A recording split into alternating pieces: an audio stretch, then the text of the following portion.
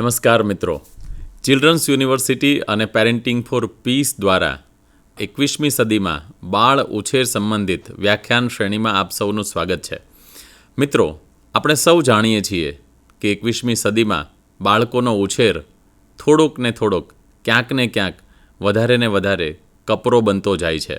આ સંજોગોમાં બાળક સાથે માતા પિતાએ કેવું વર્તન કરવું જોઈએ, બાળકની જરૂરિયાતો શું હોઈ શકે, આ બધું જાણવું ખૂબ જરૂરી છે. અને એટલે જ આજના વ્યાખ્યાનમાં બાળકોનું મનોવૈજ્ઞાનિક ઘડતર અને તેની જરૂરિયાતો વિષયક વાત કરવા માટે આપણી વચ્ચે સ્ટુડિયોમાં ઉપસ્થિત છે ડૉક્ટર છાયાબેન પારેખ. છાયાબેન, સ્વાગત છે આપનું ખૂબ ખૂબ. મિત્રો, આ સરસ મજાના વિષયની જ્યારે છાયાબેન આપણને વાત કરવાના છે ત્યારે મને ગમશે તેમનો પરિચય આપવાનું. ડૉક્ટર છાયાબેન પારેખ એ મૂળ ભાવનગરના વતની છે. પેરેન્ટિંગ ફોર પીસ સાથે ઘણા વર્ષોથી જોડાયેલા છે. આમ તો તેઓ એમકોમ PhD થયા છે. ભાવનગરની ખૂબ ખ્યાતનામ સંસ્થાઓમાં શિક્ષક તરીકે, આચાર્ય તરીકે, સંયોજક તરીકે, નિયામક તરીકે લગભગ 18 વર્ષ સુધી તેમણે પોતાની નોંધપાત્ર સેવાઓ આપી.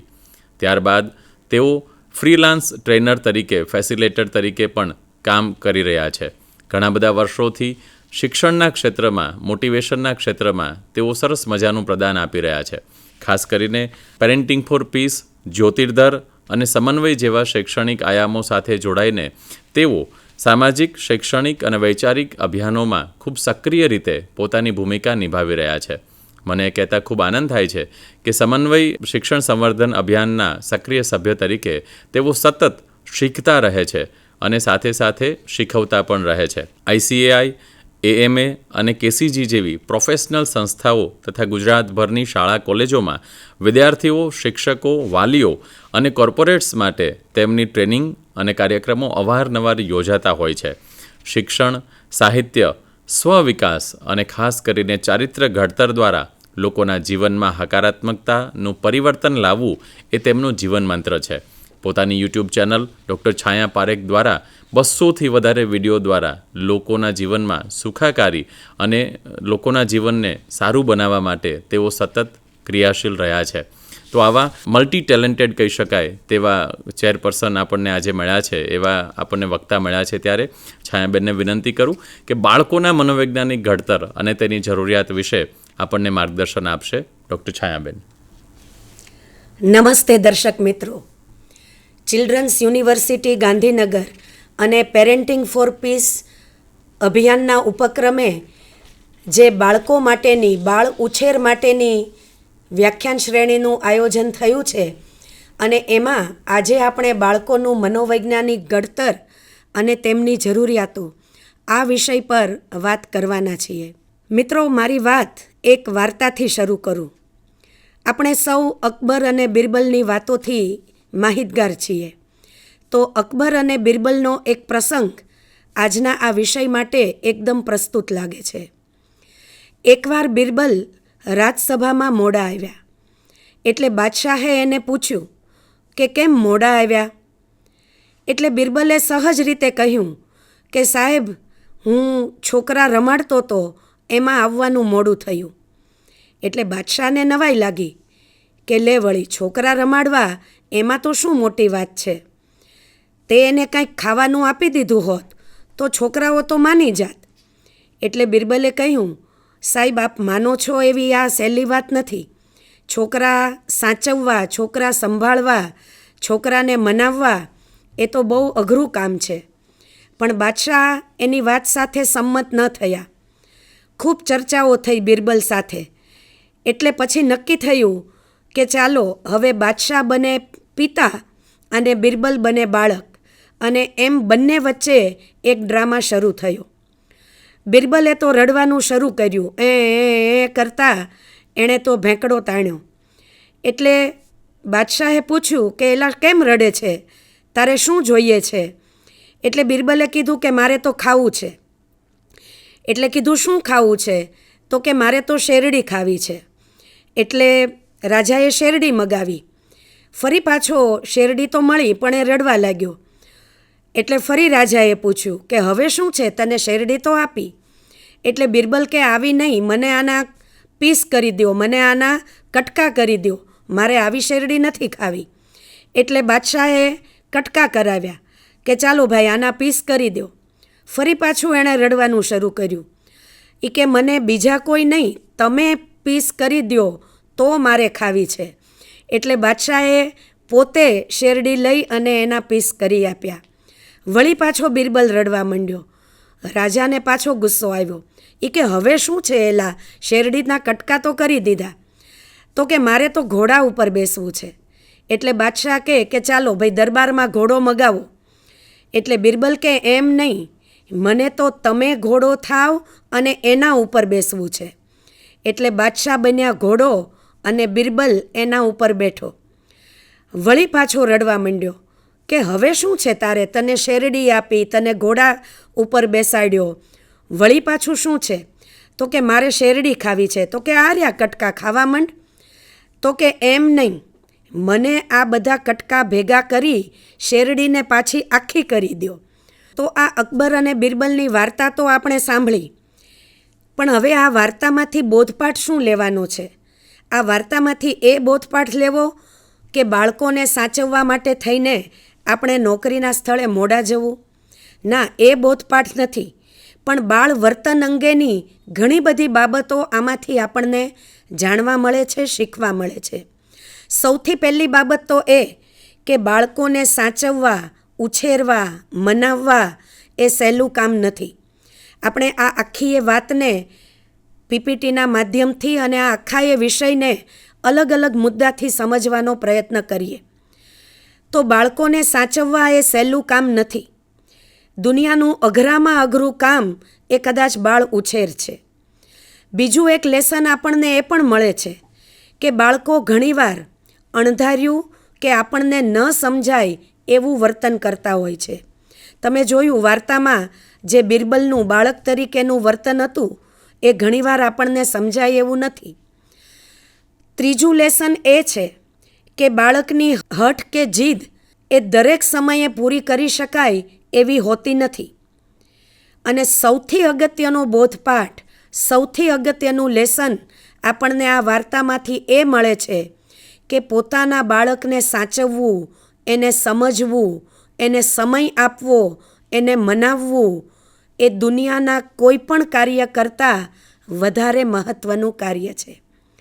કારણ કે બીજા કોઈ પણ કાર્ય માટે આપણી પાસે વિકલ્પો છે, પરંતુ પોતાના બાળકને સમય આપવા માટે મા બાપ સિવાય બીજા કોઈ એવા યોગ્ય વિકલ્પો નથી. તો આ અકબર અને બિરબલની વાર્તા પરથી બાળકનું વર્તન કેવું હોય, બાળકની વિશેષતાઓ શું હોય, બાળક કયા પ્રકારનું વર્તન કરે ત્યારે માતા પિતાએ એની સાથે કેવી રીતે વર્તવું અને બાળ ઉછેરમાં શું કરવું અને શું ન કરવું કે જેથી બાળકોનું એક મનોવૈજ્ઞાનિક ઘડતર થાય, એની જરૂરિયાતોને આપણે બરાબર સમજી શકીએ એ આપણે જાણીએ. તો સૌથી પહેલાં સમજીએ કે બાળ ઘડતરના પાસાઓ કયા છે. જ્યારે આપણે બાળ વિકાસની કે બાળ ઉછેરની વાત કરતા હોઈએ ત્યારે એના ઘડતરના, એના સર્વાંગી વિકાસના વિવિધ પાસાઓ છે. શારીરિક, માનસિક, બૌદ્ધિક વિકાસ, ભાવાત્મક અને સામાજિક વિકાસ. બાળકનો શારીરિક વિકાસ એટલે શું? તો બાળકની ઉંમર, એની ક્ષમતા, બાળકની સમજણ, આ બધું એ સંતુલિત પ્રમાણે હોય. બાળકની ઉંમર પ્રમાણે એનું વજન, એની ઊંચાઈ એ યોગ્ય પ્રમાણમાં હોય. બાળક સુડોળ હોય, બાળક બળવાન અને ઓજસ્વી હોય, બાળક સ્ફૂર્તિવાન અને ઉર્જાવાન હોય ત્યારે કહી શકાય કે બાળકનો યોગ્ય શારીરિક વિકાસ થયો છે.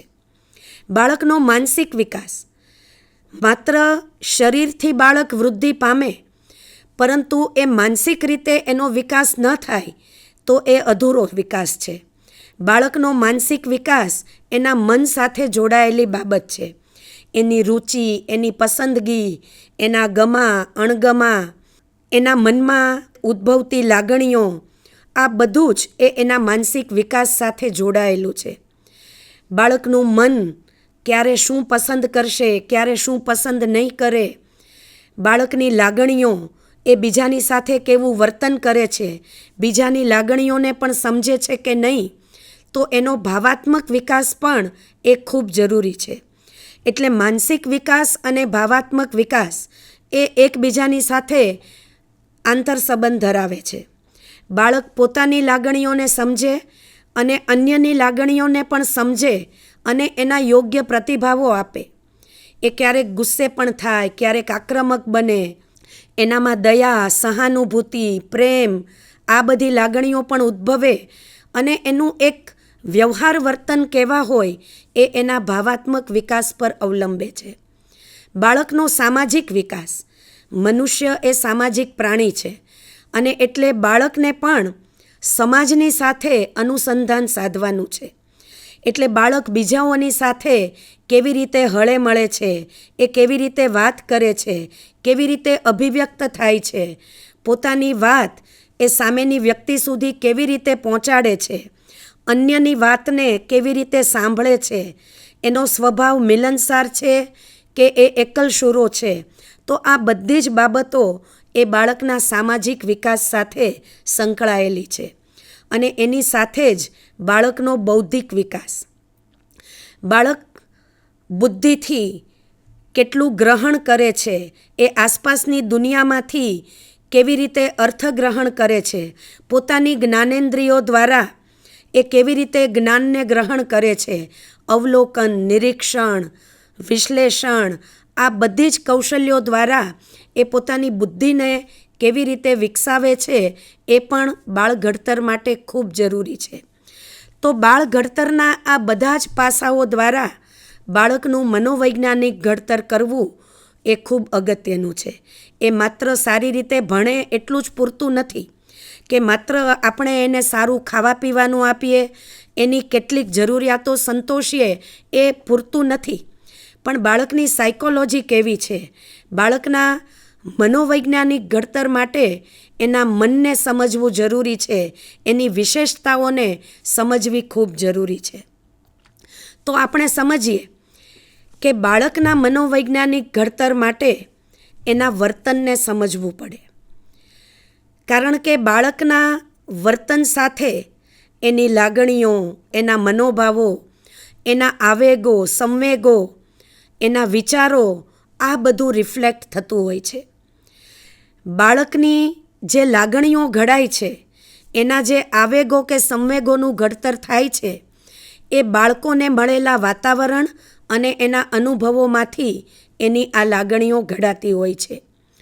બાળકો સાથેનું આપણું જે વર્તન છે એ બાળકો માટે અનુભવો છે. એટલે આપણે એની સાથે કેવી રીતે વર્તીએ છીએ, આપણે આક્રમક બનીએ છીએ કે શાંતિથી વર્તન કરીએ છીએ, બાળકની સામે આપણે પણ ગુસ્સો કરીએ છીએ કે એને પ્રેમથી સમજાવીએ છીએ, બાળકની ભૂલ સામે આપણે કેવું વલણ દાખવીએ છીએ. આપણું વર્તન એ બાળક માટેના એવા અનુભવો છે કે જે એને હકારાત્મક કે નકારાત્મક વર્તન કરવા પ્રેરે છે. બાળકના વર્તનને સમજવા, બાળકની વિશેષતાઓ, એની સ્વભાવગત ખાસિયતો અને એની લાક્ષણિકતાઓને પણ સમજવી ખૂબ જરૂરી છે. તો બાળકની લાક્ષણિકતાઓ કઈ? બાળક સ્વભાવથી કેવું છે?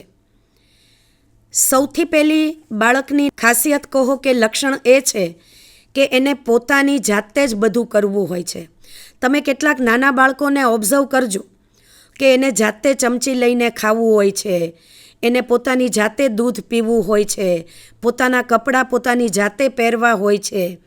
એટલે બધું જ કામ એને પોતાની જાતે કરવું એ બાળ સહજ લાક્ષણિકતા છે. પણ મોટે ભાગે બાળક નાનું હોય ત્યારે માતાનો આગ્રહ એવો હોય કે પોતે જ એને જમાડે, પોતે જ એને નવડાવે, પોતે જ એને કપડાં પહેરાવે, એનું બધું કામ પોતે કરી દે. અને ત્યાંથી બાળક અને માતા વચ્ચે સંઘર્ષ શરૂ થાય છે.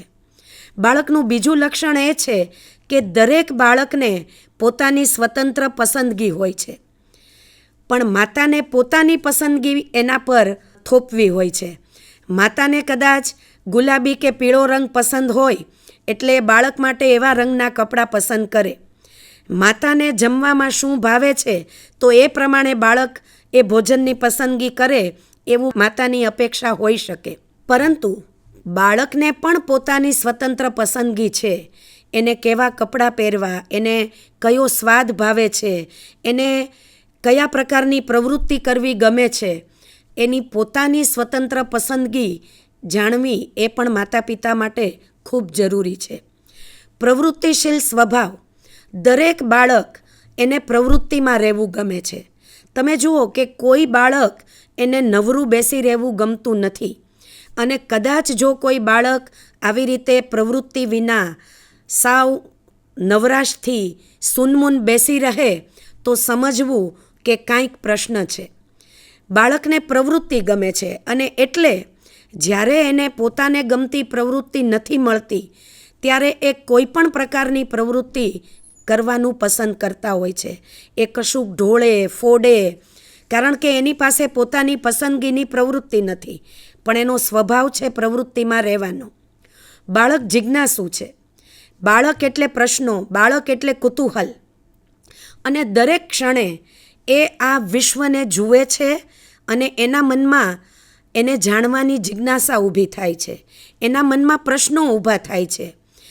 સામાન્ય રીતે બાળકને એવા પ્રશ્નો ઊભા થાય કે હું ક્યાંથી આવી કે ક્યાંથી આવ્યો, આ કોઈ પણ ટેકા વિના આ આકાશ કેમ આવી રીતે ઊભું છે, આનો પાંદડાનો રંગ લીલો જ શા માટે. આવા અનેક પ્રશ્નો એ બાળકની વિશ્વને જાણવા માટેની એક જિજ્ઞાસા છે, એની ચેષ્ટા છે.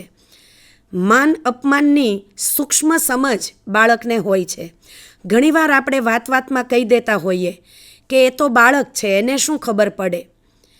અથવા તો કોઈ પણ બાબતમાં બાળકની પસંદગી જાણવી એની જરૂરિયાત આપણને ન પણ લાગતી હોય, એની હાજરી એને આપણે અવગણતા હોઈએ. પણ આવી તમામ આપણા વર્તનને બાળક બહુ સૂક્ષ્મ રીતે જુએ છે, સમજે છે, અને માન અપમાનની સૂક્ષ્મ સમજ બાળકમાં હોય છે. અનુકરણ એ બાળકનું એક અગત્યનું લક્ષણ છે. બાળક સાંભળીને નહીં, પણ બાળક જોઈને, અનુકરણ કરીને શીખે છે. એક પ્રસંગ મને અહીંયા યાદ આવે છે. એક પિતાએ એના બાળકની સાથે કંઈક સંવાદ કરવો હતો. બાળક એટલે સાવ નાનું બાળક નહોતું, થોડુંક મોટું થઈ ગયેલું, કદાચ કિશોર વયનું, યુવાનીમાં પ્રવેશ કરતું એવા બાળકની સાથે થોડી વાત કરવી હતી. એટલે એને એક રેસ્ટોરાંમાં લઈ ગયા. બાળકને નવાઈ લાગી કે આજે મને એકલાને આ ટ્રીટ શા માટે. પણ એના પિતા એને કહે છે કે બેટા, મારે તારી સાથે બહુ અગત્યની વાત કરવી છે. હું ઈચ્છું છું કે તું સરસ રીતે ભણે ગણે, તારી સરસ કારકિર્દીનું નિર્માણ થાય, તું એક સારો નાગરિક બને, સંસ્કારી સંતાન બને, અને એક જવાબદાર નાગરિક તરીકે તારું ઘડતર થાય, તું એવો એક સરસ ઉમદા માણસ બને એવી મારી ઈચ્છા છે. એટલે હંમેશા તું અભ્યાસમાં એકાગ્ર બનજે, સારા સારા કામ કરજે. એટલે આવી ઘણી બધી શિખામણ એ બાળકને આપે છે. ત્યારે પેલો છોકરો એના પપ્પાને કહે છે કે પપ્પા, તમે જેમ કરશો ને એમ જ હું તો કરવાનો છું. એટલે મારે શું કરવું એ તમે જે રીતે કરશો, તમારા પગલે પગલે હું ચાલવાનો છું. એના પિતાએ કીધું કે તું જીવનમાં ક્યારેય ખોટું પગલું નહીં ભરતો. અને ત્યારે બાળકે કીધું કે પપ્પા, તમે જો સાચું પગલું ભરશો ને તો હું જીવનમાં ક્યારેય ખોટું પગલું નહીં ભરું, કારણ કે તમારા પગલે પગલે જ હું ચાલવાનો છું. તો મિત્રો, અનુકરણ, બાળક અનુકરણથી શીખે છે. હું જૂઠું બોલું અને એવી અપેક્ષા રાખું કે મારું બાળક સાચું બોલે તો એ શક્ય નથી. હું બીજાની સાથે આક્રમક બનું અને એવી અપેક્ષા રાખું કે મારું બાળક શાંતિથી વર્તન કરે તો એ શક્ય નથી. સ્વતંત્ર વ્યક્તિત્વ, દરેક બાળકને પોતાનું સ્વતંત્ર વ્યક્તિત્વ છે. આપણને એવું લાગે છે કે બાળક નાનું છે, પરંતુ દરેક બાળકને પોતાના વિચારો છે, પોતાનું સ્વતંત્ર વ્યક્તિત્વ છે. જગતને જોવાની એની એક આગવી દ્રષ્ટિ છે, અને એટલે પોતાના વિચારો થોપવાને બદલે એના સ્વતંત્ર વિચારોનું સન્માન કરવું એ દરેક માતા પિતાની, વાલીની, શિક્ષકની, બાળક સાથે સંબંધ ધરાવતા એવા દરેક વ્યક્તિની આ જરૂરિયાત છે.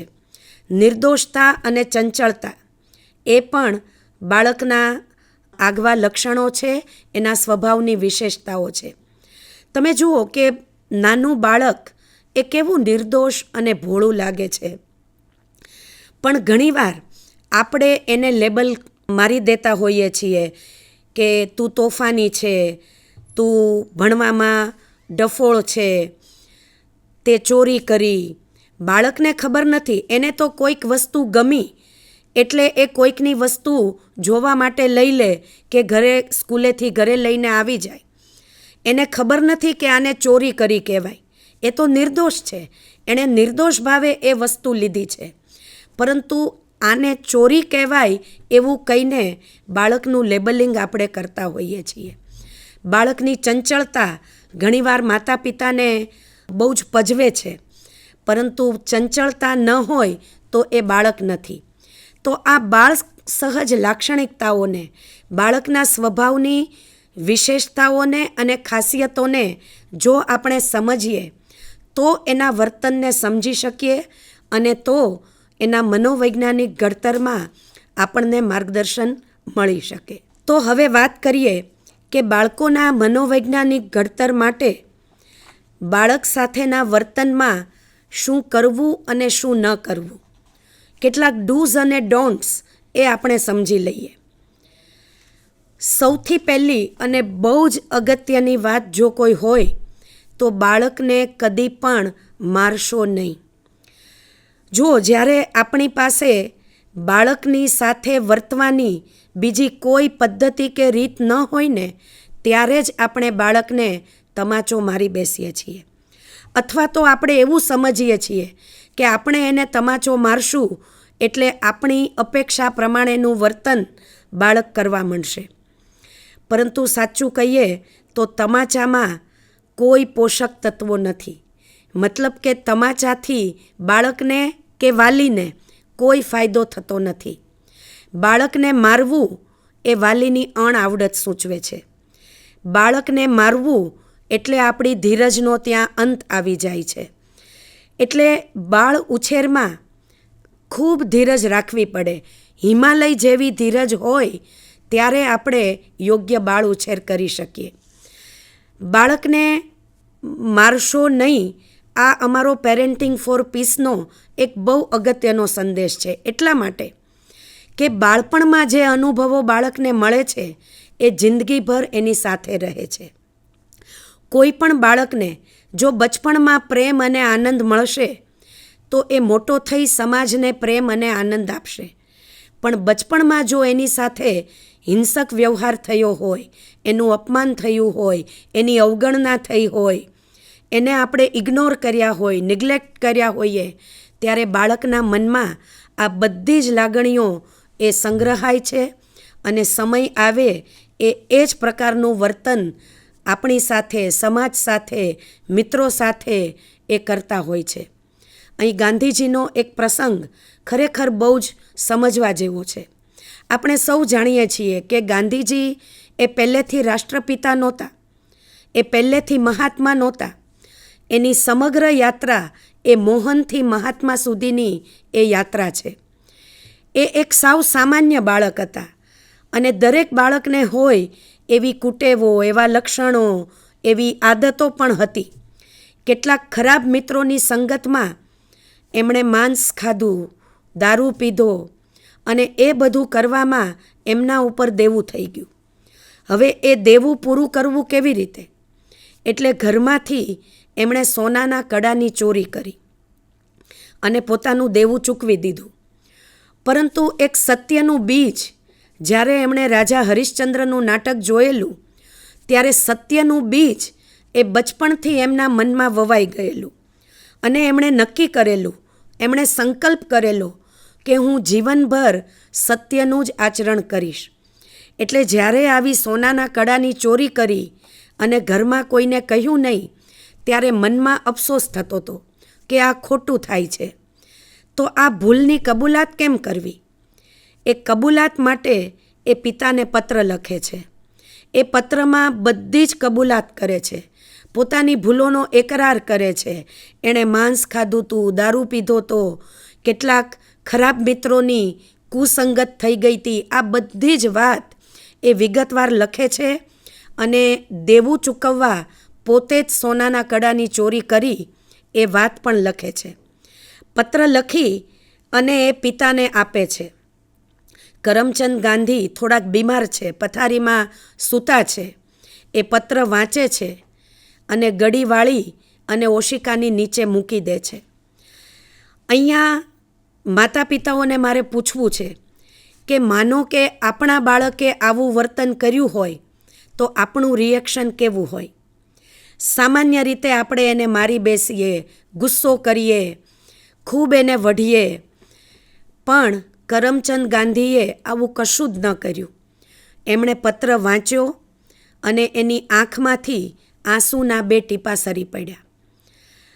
ગાંધીજી પોતાની આત્મકથા સત્યના પ્રયોગોમાં આ પ્રસંગ પછી લખે છે કે પિતાજીના આ આંસુના 2 ટીપાએ મને અહિંસાનો પહેલો પદાર્થ પાઠ શીખવ્યો.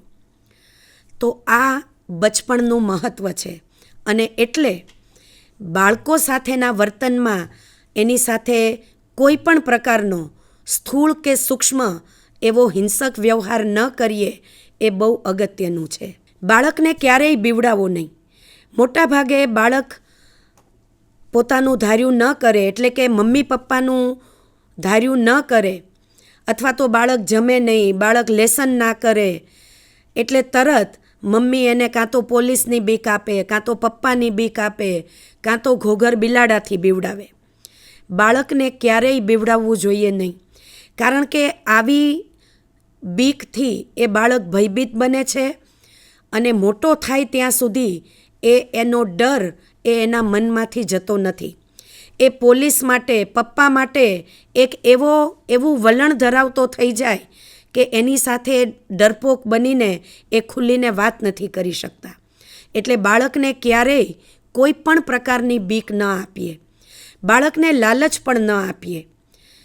બાળ કેળવણીકાર ગીજુભાઈ કહેતા કે ક્યારેય બાળકને લાલચ આપીને મનાવો નહીં કે તું આમ કરીશ તો તને આ મળશે, તું લેસન કરી લઈશ તો તને હું ચોકલેટ આપીશ, તું 1લો નંબર આવીશ તો તને સાયકલ અપાવીશ. પ્રોત્સાહન આપવું જરૂરી છે, પણ લાલચ આપીને કામ કરાવવું એ બાળકમાં એવી ટેવો ઊભી કરે કે એ ભવિષ્યમાં પણ કશુંક મળે તો જ એ કરવાનું વલણ ધરાવશે. એટલે ક્યારેય બાળકને લાલચ ન આપીએ. બાળકની બેદરકારી એટલે બાળક પ્રત્યે બેદરકારી ભર્યું વલણ ન રાખીએ. ગુસ્સો કે આક્રમકતા ક્યારેય ન દર્શાવીએ. જેમ મેં અગાઉ વાત કરી કે જેવું વર્તન આપણે બાળકો સાથે કરશું એવું જ વર્તન એ આપણી સાથે તો કરશે, પણ અન્ય સાથે પણ એ ગુસ્સો અને આક્રમકતાથી વર્તશે. એટલે બાળકોના મનોવૈજ્ઞાનિક ઘડતર માટે શું ન કરવું એના કેટલાક મુદ્દા આપણે સમજ્યા. શું કરવું જોઈએ તો એવી પણ કેટલીક બાબતોને આપણે જાણી લઈએ. બાળકને બિનશરતી પ્રેમ આપીએ. મોટાભાગે આપણો પ્રેમ એ બાળકની કેટલીક સિદ્ધિઓ સાથે જોડાયેલો છે. આપણને રૂપાળું બાળક ગમે, આપણને હોશિયાર બાળક ગમે, તું 1લો નંબર આવે તો મને ગમે, તું સ્પોર્ટ્સમાં આગળ વધે તો મને ગમે. જાણે અજાણે, બોલીને કે નહીં બોલીને આપણે આવી શરતો સાથે બાળકને પ્રેમ કરતા હોઈએ છીએ. પરંતુ બાળકને બિનશરતી પ્રેમ આપીએ. બાળક જેવું છે એવું એને સ્વીકારીએ. બાળક કદાચ ભણવામાં હોશિયાર નથી, બાળક કદાચ આપણી અપેક્ષા પ્રમાણેનું પરફોર્મન્સ આપતું નથી, પણ છતાં એને એવી ધરપત આપીએ કે તું મને બહુ ગમે છે, તારા ગમે તેટલા માર્ક્સ આવે પણ મારો તારા માટેનો પ્રેમ તો એવો ને એવો જ રહેશે. અને આવું જ્યારે બાળકને રિયલાઇઝ થાય છે ત્યારે એનો આત્મવિશ્વાસ વધે છે, એ પોતાની જાતને સલામત અને સુરક્ષિત અનુભવે છે અને એવી માનસિકતા સાથે એ બાળક ખૂબ વિકસે છે. બાળકને સ્વતંત્રતા આપો. ઘણીવાર આપણને એવું થાય કે બાળક માટેના બધા જ નિર્ણયો એ આપણે પોતે લઈએ. એને ક્યારે ભણવું, એને ક્યારે રમવું, એને ક્યારે જમવું, એને શું જમવું, કેવા કપડાં પહેરવા, આ દરેક બાબતમાં માતા પિતા પોતે નિર્ણયો લે અને એ પ્રમાણે બાળક કરે એવો આપણો દુરાગ્રહ હોય છે. પણ એને સ્વતંત્ર રીતે મુક્ત મને પોતાના નિર્ણયો લેવા દો. કારણ કે અત્યારે જો એને નિર્ણયો નહીં લેવા દઈએ તો એ મોટો થઈને ક્યારેય પોતાના જીવનના નિર્ણયો નહીં લઈ શકે. અને જ્યારે નિર્ણયો ન લઈ શકે ત્યારે એનું ભવિષ્ય એકદમ ધૂંધળું બની જાય. એક એવો સર્વે થયો છે કે જ્યારે બાળક પોતાના બાળપણમાં એને સ્વતંત્ર વાતાવરણ નથી મળતું, એવા મોટા ભાગના બાળકો એ મોટે ભાગે નોકરી કરતા હોય છે અથવા તો એવી નોકરી કરતા હોય છે કે જેમાં એણે એના બોસના હુકમો જ સાંભળવાના હોય. પણ સ્વતંત્ર બાળક એ ઉચ્ચ કક્ષાએ પોતાની કારકિર્દી એ ઘડી શકે છે. બાળકનું સન્માન કરો. વડીલોનું સન્માન એ સારી વાત છે અને એ કરવું જ જોઈએ, પણ બાળક પણ સન્માનનું અધિકારી છે એવું એક વાતાવરણ આપણા પરિવારમાં ઊભું કરવું જોઈએ. બાળક નાનું છે એટલે એને સન્માન આપવાની જરૂર નહીં, એની પસંદગીઓ જાણવાની જરૂર નહીં, એની હાજરીની આપણે નોંધ ન લઈએ. બાળક માન અને અપમાનની બહુ સૂક્ષ્મ સમજણ ધરાવે છે. તો બાળકનું સન્માન કરીએ, બાળકને સમય આપો. આ બહુ અગત્યનું છે. મોટે ભાગે પૈસાથી ખરીદી શકાય એવું બધું જ આપણે બાળકોને આપીએ છીએ, પણ બાળકોને પ્રેઝન્ટની નહીં, માતા પિતાની પ્રેઝન્સની જરૂર છે. સમય આપો. બાળકને પુષ્કળ સમય પણ જોઈએ છે અને ક્વોલિટી ટાઈમ પણ જોઈએ છે. બાળકની સાથે જમીએ, રમીએ, એની સાથે આપણે પણ અભ્યાસ કરીએ અથવા તો એના અભ્યાસ વખતે આપણે પણ મદદરૂપ થઈએ, કેટલીક સર્જનાત્મક પ્રવૃત્તિઓ કરાવીએ, એને વાર્તા કહીએ.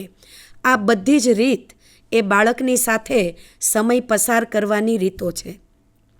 બાળક સાથે અસરકારક સંવાદ કરીએ. આપણું કમ્યુનિકેશન મોટે ભાગે જ્યારે આપણે બાળકો સાથે વાત કરીએ ત્યારે કાં તો સૂચનાની ભાષામાં, ઉપદેશની ભાષામાં કે શિખામણની ભાષામાં આપણે વાત કરતા હોઈએ છીએ. બાળકો સાથે જો અસરકારક સંવાદ કરવો હોય તો એને મેક્સિમમ સાંભળીએ. બાળક શાળાથી આવીને એને ઘણી બધી વાતો કરવી હોય છે. એણે એના મિત્રો સાથે શું કર્યું, આજે શાળામાં કેવી પ્રવૃત્તિ થઈ, કેવી રમતો રમવા મળી, આજે શું મજા આવી, આજે શું ન મજા આવી, આવી કેટલી વાતો બાળકને કરવી છે. તો બાળકની વાતોને ધ્યાનથી સાંભળીએ. સામાન્ય રીતે આપણે આપણી પ્રવૃત્તિમાં વ્યસ્ત હોઈએ અને બાળકની વાત સાંભળીએ છીએ એવો દેખાવ કે ડોળ કરતા હોઈએ છીએ, પણ એમ નહીં. બાળકની આંખમાં આંખ મેળવીને આપણું બધું જ કામ એક બાજુ મૂકીને આપણું 100% ધ્યાન એની વાતમાં રાખીને એની સાથે એક અસરકારક સંવાદ કરીએ. અને મિત્રો, દરેક સમસ્યાનું સમાધાન એ અસરકારક સંવાદમાં મળે છે. બાળકને સમજવા માટે, એની સમસ્યાઓ સમજવા માટે એને સાંભળવું, એની સાથે સંવાદ કરવો એ ખૂબ જરૂરી છે. બાળકમાં વિશ્વાસ રાખીએ. આ બહુ અગત્યનું છે.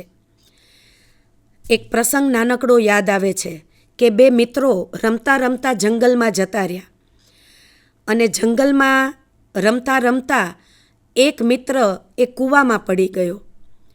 એટલે એની સાથેના બીજા મિત્રને થોડીક વાર તો ગભરામણ થઈ કે આને કૂવામાંથી કેમ કાઢવો. એ 2 મિત્રો ઉંમરમાં નાના મોટા હતા. એક કદાચ 10 વર્ષનો હતો અને એક 7-8 વર્ષનો હતો. પેલું 10 વર્ષનું બાળક કૂવામાં પડી ગયું અને પેલો 7-8 વર્ષનો મિત્ર એ કૂવાની બહાર ઊભો રહી અને વિચારે છે કે હવે મારા મિત્રને કેમ કાઢું. ત્યાં એક દોરડું પણ પડેલું, એટલે એ દોરડું કૂવામાં અંદર નાખે છે અને એના મિત્રને કહે છે કે તું આ પકડી લે, હું તને ખેંચી અને કૂવામાંથી બહાર કાઢી લઉં. અને એ રીતે એ બાળક એના મિત્રને કૂવામાંથી બહાર કાઢે છે અને પછી ગામમાં જઈ અને વાત કરે છે કે આજે તો આ પડી ગયો અને મેં એને દોરડું નાખી કૂવામાંથી બહાર ખેંચી લીધો. તો લોકો એની વાતને સાચી માનતા નથી. એને એમ થાય છે કે તું અવળોક નાનો અને આ મોટા બાળકને તું કેવી રીતે ખેંચી શકે. એટલે કોઈ એની વાત સાચી માનતું નથી. એટલે એ બાળકો એ ગામના કોઈ વડીલ પાસે જાય છે, એક વૃદ્ધ દાદા, અને એને કહે છે કે તમે તો અમને ઓળખો છો ને, કે જો મેં આ મારા મિત્રને કૂવામાંથી બહાર કાઢ્યો, પણ મારા ઘરના લોકો, મારા પાડોશીઓ અને મારા મિત્રો પણ મારી વાત સાચી માનતા નથી. એટલે મોટાભાગના લોકોને અશક્ય લાગ્યું કે આવો નાનો બાળક, 7 વર્ષનું બાળક એ 10 વર્ષના એના મિત્રને કેવી રીતે બહાર કાઢી શકે. પણ જ્યારે બાળકની શક્તિઓમાં આપણે વિશ્વાસ રાખીએ છીએ ત્યારે એ બાળક કોઈ પણ કાર્ય કરવા માટે સક્ષમ હોય છે. એટલે પેલા દાદાએ કીધું કે તું આ કામ કરી શક્યો. એણે બીજા લોકોને પણ સમજાવ્યું કે આ નાનું બાળક આ કામ કરી શક્યો કારણ કે એને કોઈ કહેવાવાળું નહોતું કે તું આ નહીં કરી શકે. તો બાળકોની ક્ષમતામાં, એની શક્તિમાં, એના આત્મવિશ્વાસમાં આપણે વિશ્વાસ રાખીએ. અને આપણે જો વિશ્વાસ રાખશું તો બાળકનો આત્મવિશ્વાસ એ ખૂબ વધશે. બાળક સાથેના વર્તનમાં, પરિવારના નિર્ણયોમાં બાળકને સાથે જોડીએ, બાળકને સન્માન આપવાની આ પણ એક રીત છે. બાળકના પ્રયત્નોની કદર કરીએ. મોટે ભાગે આપણને પરિણામ સાથે નિસ્બત હોય છે. બાળકના પરિણામને આપણે પ્રોત્સાહિત કરીએ છીએ, પણ કદાચ ધાર્યું પરિણામ ન આવે, અપેક્ષિત પરિણામ બાળક ન લાવે તો પણ એના પ્રયત્નોની કદર કરીએ. દરેક બાળક એ અદ્વિતીય છે. દરેક બાળક યુનિક છે. એની ખામીઓને નહીં પણ એની ખૂબીઓને સમજવાનો પ્રયત્ન કરીએ. એક છોકરી એ ક્લાસમાં ક્યારેય પગ વાળીને બેસે જ નહીં. એટલે એના શિક્ષકો એનાથી કંટાળ્યા કે આ વારંવાર ઊભી થાય છે, વારંવાર પગ હલાવ્યા કરે છે.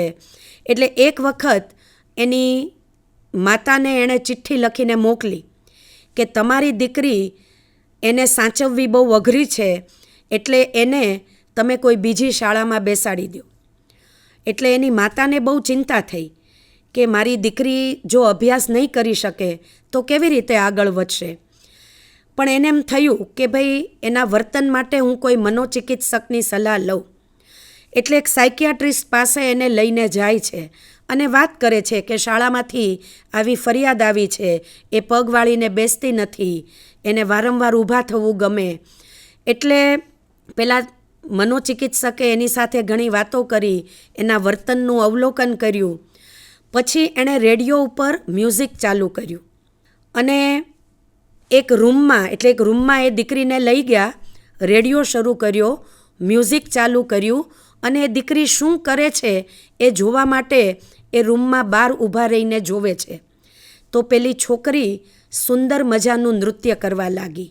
એ સંગીતના તાલ સાથે લયબદ્ધ રીતે એ નૃત્ય કરતી હતી. એ ક્યાંયથી નહોતી શીખી, પણ એને સરસ નૃત્ય કરતાં આવડતું હતું. એટલે એ સાયકિયાટ્રિસ્ટે એની માને કીધું કે તમારે કોઈ ચિંતા કરવાની જરૂર નથી, તમારી દીકરી એક સારી ડાન્સર બની શકે એમ છે. અને આ છોકરી એ મોટી થઈ અને એક પ્રખ્યાત કોરિયોગ્રાફર, ડાન્સર, એક્ટર અને ડિરેક્ટર બની. આ છોકરીનું નામ હતું ગિલિયન લિની. તો મિત્રો, બાળકની જે અદ્વિતીયતા છે, એની ખૂબીઓ છે, એને ઓળખવાનો પ્રયત્ન કરીએ. બાળ ઉછેરમાં ધીરજ વધારે અને અપેક્ષા ઓછી રાખીએ. તો આ બધું કેવી રીતે કરી શકાય? બાળકોના મનોવૈજ્ઞાનિક ઘડતર માટે એને કેવી કેવી પ્રવૃત્તિઓ કરાવી શકાય? સૌથી અગત્યની પ્રવૃત્તિ કે બાળકોને વાર્તા કહીએ. વાર્તા માટે કેવા પુસ્તકો પસંદ કરવા? પુસ્તકો રંગીન હોય, મોટા અક્ષરવાળા હોય, એમાં ચિત્રો હોય. બાળકની વય પ્રમાણે બાળકને વાર્તા કહીએ. માનો કે 3 થી 5 વર્ષના બાળકો હોય તો એને પશુ પક્ષીની વાત ગમે, એને પરીઓની વાત ગમે. 7 થી 9 વર્ષની ઉંમરના બાળકો હોય તો એને રાજા રાણીની વાત ગમે, એને પરીકથાઓ ગમે. કિશોર વયના બાળકો હોય તો એને સાહસ કથાઓ ગમે, કિશોર કથાઓ ગમે. તો બાળકની વય પ્રમાણે, એની રસ રુચિ પ્રમાણે એને વાર્તાઓ કહીએ, ગીતો ગાઈએ, નાટકો કરીએ, બાળકો પુસ્તકો વાંચે, બાળપણથી એક વાંચનની ટેવ કેળવે, એના માટે માતા પિતા પણ પુસ્તકો વાંચે. આપણે મોટે ભાગે બાળકોને ટીવી નહીં જોઈએ એવું ખૂબ કહીએ છીએ. બાળકો સાથેના સંવાદમાં આપણે નકારાત્મક વાતો ખૂબ કરીએ છીએ, પણ એને શું કરવું એવી હકારાત્મક વાતો કરતા નથી. તો ટીવી નહીં જો, એના બદલે ચાલો આપણે આજે ચિત્ર દોરીએ, આપણે આજે પુસ્તક વાંચીએ, આજે આપણે વાર્તા કરીએ, આવા હકારાત્મક સંદેશાઓ આપશું તો બાળકો એ પ્રવૃત્તિઓ તરફ વળશે. બાળકોને પોતાના અને ઘરના એવા નાના મોટા કામ કરવા દઈએ. બાળકને બહુ ગમે છે, એને ઘરની સફાઈ કરવી ગમે, એને વાસણ સાફ કરવા ગમે, એને કપડાની ગડી વાળવી ગમે, એને વટાણા ફોલવા ગમે. તો આવી નાની મોટી પ્રવૃત્તિઓ આપણે બાળકને કરવા દઈએ. સર્જનાત્મક પ્રવૃત્તિઓ તરફ એમને વાળીએ. મનુભાઈ પંચોળી દર્શક એ ખૂબ સરસ કહે છે કે સંહાર વૃત્તિનો ઉકેલ સર્જન વૃત્તિમાં છે. જો આપણે ઈચ્છતા હોઈએ કે બાળક હિંસક ન બને, આક્રમક ન બને, તો એને આવી સર્જનાત્મક પ્રવૃત્તિઓ તરફ વાળીએ. એને ચિત્ર દોરવા ગમે, એને કોઈ હસ્તકલા ગમે, એને માટીના રમકડા બનાવવા ગમે, તો આવી જુદી જુદી સર્જનાત્મક પ્રવૃત્તિઓમાં બાળકને વાળીએ. પણ ખાસ ધ્યાન રાખીએ કે એમાં આપણી અપેક્ષાઓ ન થોપીએ. ચિત્ર આમ જ દોરાય, આમાં આવો જ કલર પૂરવો જોઈએ, આવા જ રેખાચિત્રો દોરવા જોઈએ, એવી કોઈ પણ અપેક્ષા રાખ્યા વિના બાળક પોતાની કલ્પના પ્રમાણે, પોતાની સમજ પ્રમાણે, પોતાના વિચારો પ્રમાણે એ અભિવ્યક્ત થાય એવું વાતાવરણ એને આપીએ. બાળકને સંયુક્ત પરિવારનું વાતાવરણ મળે એ પણ બહુ જરૂરી છે. બાળકોના વિકાસમાં દાદા દાદી અને પરિવારના અન્ય બાળકો આ પ્રકારનું વાતાવરણ હોય તો એવા બાળકો એ વધારે વિકસે છે એવું પ્રયોગો દ્વારા, સંશોધનો દ્વારા એ સાબિત પણ થયું છે. બાળકની રસ રુચિ, એની પસંદગી અને એ પ્રમાણેની પ્રવૃત્તિ કરે. એમ નહીં કે એને સ્કેટિંગમાંય મૂકવાના, એને બાસ્કેટબોલ રમવાય મોકલવાના, એને ચિત્ર ક્લાસમાંય જવું પડે, એને સંગીત ક્લાસમાંય જવાનું, એવું નહીં. બાળકને શું ગમે છે તો નિરીક્ષણ દ્વારા, અવલોકન દ્વારા બાળકના રસ રુચિ અને પસંદગી પ્રમાણે એ પ્રમાણેની પ્રવૃત્તિઓ અને એનું વાતાવરણ આપણે બાળકને આપીએ. આ વાતના સમાપનમાં માત્ર 2 મુદ્દાની વાત કરી અને આપણી વાત પૂરી કરીએ કે બાળકોમાં કેવા પ્રકારની મનોવૈજ્ઞાનિક સમસ્યાઓ જોવા મળે છે. તો સામાન્ય રીતે બાળકની સમસ્યાઓને આપણે 4 વિભાગમાં વહેંચી શકીએ. એક તો એના વિકાસ અને વૃદ્ધિને લગતી સમસ્યાઓ, મતલબ કે એનામાં કોઈ શારીરિક ખામી હોય અથવા તો એની ઉંમર પ્રમાણે એની શારીરિક ક્ષમતાઓ વિકસી ન હોય, એને આંખથી બરાબર દેખાતું ન હોય, કાનથી બરાબર સંભળાતું ન હોય, તો આ બધી સમસ્યાઓ એ એના વિકાસ અને વૃદ્ધિને લગતી સમસ્યાઓ છે. અને મોટાભાગની આવી સમસ્યાઓ એના માટે આપણે ડૉક્ટરને કન્સલ્ટ કરી શકીએ અને બાળકને માટે એના ઉકેલો શોધી શકીએ. અભ્યાસને લગતી સમસ્યાઓ, ઘણા બાળકો એવા છે અને સર્વેક્ષણ તો એવું કહે છે કે લગભગ 40થી 50% બાળકોને અભ્યાસને લગતી સમસ્યાઓ હોય છે. કેટલાકને વાંચવાની સમસ્યા છે, કેટલાકને લખવાની સમસ્યા છે, કેટલાક બાબતોને ગણનમાં મુશ્કેલી પડે છે. એટલે વાંચન, લેખન અને ગણનની સમસ્યાઓ. તમે જુઓ કે કેટલાક બાળકો ડિસ્લેક્સિયાથી એટલે એની સમસ્યા ધરાવતા હોય છે, તો એને વાંચવામાં તકલીફ પડે, એ ટની બદલે ડ લખે કે પીની બદલે એ ક્યુ લખે, અથવા તો એને જોડાક્ષરો ઉકેલવામાં મુશ્કેલી પડે, એને લખવામાં મુશ્કેલી પડે. તો આવા બાળકો એ આગળ ઉપરનો અભ્યાસ કરવા માટે એ થોડાક પાછા પડતા હોય છે. તો બાળકને લગતી આવી અભ્યાસની સમસ્યાઓ પણ એના પણ ઉકેલો મળી શકે. પણ કોઈ પણ બાળકને વાંચવા લખવામાં મુશ્કેલી પડે છે એટલે એ ડિસ્લેક્સિક બાળક છે એવું સર્ટિફિકેટ આપી ન દેવાય. પણ એના માટે પણ એના કેટલાક ટૂલ્સ છે. તમે એવા મનોવૈજ્ઞાનિકોને કન્સલ્ટ કરી શકો, શિક્ષણવિદોની પણ સલાહ લઈ શકો અને એવી અલગ પ્રકારની ટીચિંગ લર્નિંગ મેથડ્સથી બાળકની અભ્યાસની સમસ્યાઓને પણ આપણે દૂર કરી શકીએ.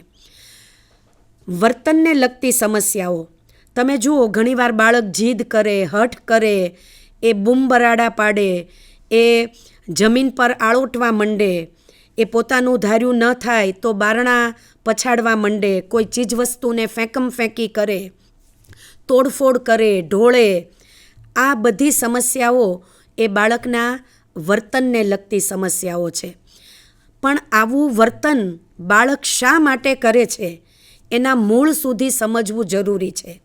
અને મા બાપે પણ જોવું જોઈએ, પરિવારે પણ સમજવું જોઈએ કે બાળકના આવા વર્તનના મૂળમાં ક્યાંક આપણે તો નથી ને. આપણે એની સાથે આક્રમક થઈએ છીએ, આપણે એને મારીએ છીએ, આપણે એની સાથે ગુસ્સો કરીએ છીએ, બાળકની જરૂરિયાતોને આપણે ઓળખી નથી શક્યા એટલા માટે બાળક આવું વર્તન કરે છે. તો વર્તનને લગતી સમસ્યાઓમાં પણ બાળક સાથે શું કરવું અને શું ન કરવું, આ બાબતને જો આપણે સમજી લઈએ તો એની વર્તનની સમસ્યાઓને પણ ધીમે ધીમે, શાંતિથી, પ્રેમથી, ધીરજથી આપણે ચોક્કસપણે દૂર કરી શકીએ.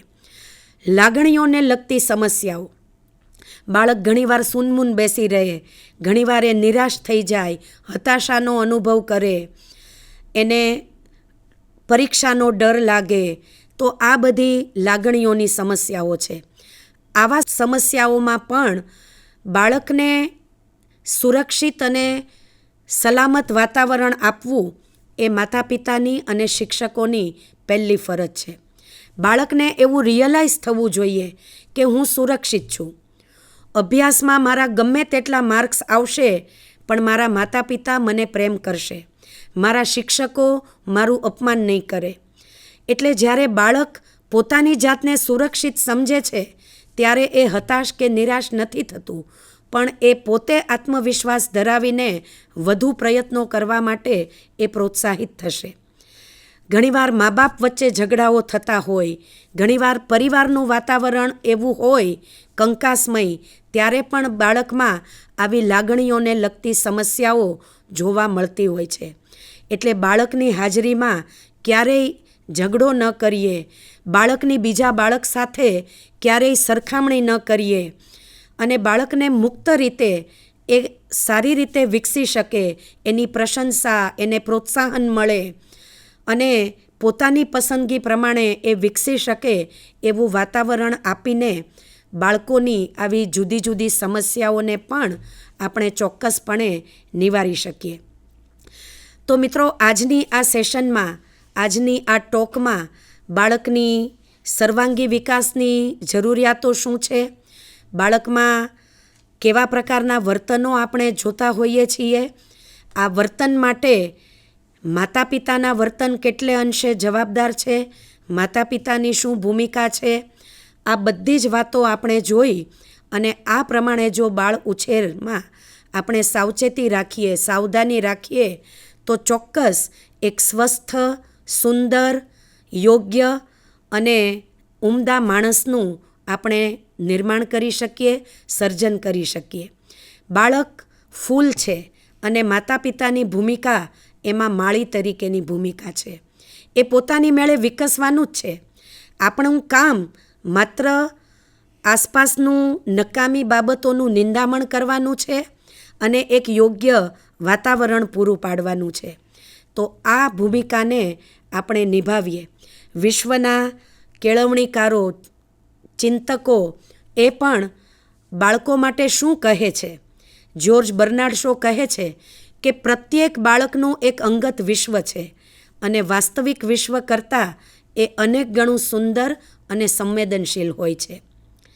ગીજુભાઈ પણ કહે છે કે શિક્ષાથી નહીં, લાલચથી નહીં, કોઈ પ્રકારની ભેદબુદ્ધિ ઉત્પન્ન કરીને નહીં, આમાંના એકેય સાધન વડે તમે બાળકને ઉછેરી શકશો નહીં. બાળકને મારશો નહીં, બાળકને બીવડાવશો નહીં, બાળકને લાલચ નહીં આપો, આ બધા ગીજુભાઈના વિધાનો પણ બાળ ઉછેરમાં દીવાદાંડી સમાન છે.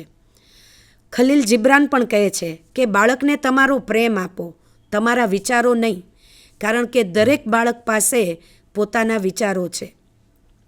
આલ્બર્ટ આઇન્સ્ટાઈન પણ કહે છે કે વિશ્વમાં જ્યાં સુધી એક પણ બાળક દુખિયારું હોય ત્યારે એક પણ શોધ મહાન શોધ નથી. તો બાળ ઉછેર એ કેટલી અગત્યની બાબત છે એ અકબર બિરબલની વાર્તાથી માંડીને આલ્બર્ટ આઇન્સ્ટાઈનના આ વિધાનથી આપણને સમજાય છે. ખૂબ ખૂબ શુભેચ્છાઓ આપ સૌને. આપ આપના બાળક માટે આ બધી જ ટિપ્સને અપનાવી એક સુદૃઢ સુંદર બાળકનો ઉછેર કરશો એવી અપેક્ષા સાથે આભાર. નમસ્તે. ખૂબ સરસ મજાની વાત છાયાબેન. આનંદ થાય એવી વાત છે કે અકબરથી લઈને આઇન્સ્ટાઈન સુધીની આપે વાત કરી છે. બાળકોના મનોવૈજ્ઞાનિક ઘડતરમાં અને બાળકને શું જરૂરી છે તે વિશે આટલી સરસ મજાની વાતમાંથી મિત્રો મને લાગે છે કે આપણે જેટલું લઈએ તેટલું ઓછું છે. ખાસ કરીને એમની વાતમાં જે કહ્યું છે તેમાંથી કે બાળકને તમાચો ન મારીએ કારણ કે તમાચામાં કોઈ પોષક તત્વ નથી. મને લાગે છે કે આ એટલી સરસ મજાની વાત છે કે આપણે બાળકને મોટાભાગે આપણે એવું જ કશુંક આપતા હોઈએ છીએ, ખાસ કરીને એના પાલન અને પોષણમાં, કે જેમાં કંઈક પોષક તત્વ હોય. તો તમાચામાં તો બિલકુલ કોઈ પોષક તત્વ નથી. ઉલટું કૃણાલભાઈ, આ વાક્યની ક્રેડિટ માટે મારે ડૉક્ટર નિમિત ઓઝાને યાદ કરવા જોઈએ. આ વિધાન મેં એમના પ્રવચનમાંથી સાંભળેલું. વાહ, તો સારી વાત છે કે ભાઈ પોષક તત્વ જો કંઈ છે તો એ એવું છે કે તમાચાનો જવાબ બાળક ભવિષ્યમાં તમાચાથી જ આપવાનો છે. એટલે એની અંદર એ નેગેટિવિટી ન આવે તે માટે આપણે ધ્યાન રાખવું જોઈએ. બીજી સરસ વાત કરી કે ભાઈ બાળ ઉછેરમાં તો હિમાલય ચડવા જેટલી ધીરજ જોઈએ. એટલે કે એમાં બિલકુલ ઉતાવળથી તો કશું થવાનું જ નથી.